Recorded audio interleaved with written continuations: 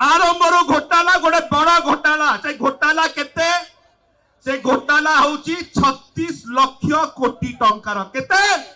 36 लक्ष कोटी टंका 36 लक्ष कोटी टंकार एटा होची राज्यसभा रे गोटे उत्तर देइचंती तैल मंत्रालय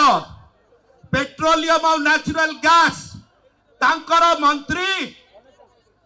25 नवेम्बर 2024 रे उत्तर कौन देले उत्तर देले कि गत 5 वर्ष मध्य 2019 रु 2025 24 जून मध्य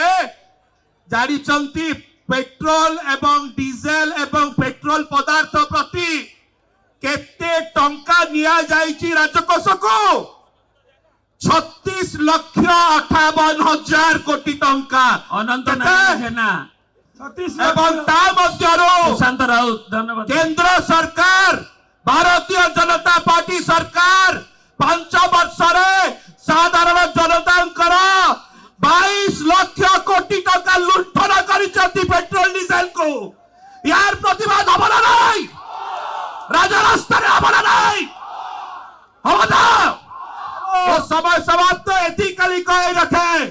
प्रत्येक जन पाखे लुंठन चिठा पहुंचा दरकार ओडिशार कि प्रकार भाव अनंत नारायण सेना डबल सरकार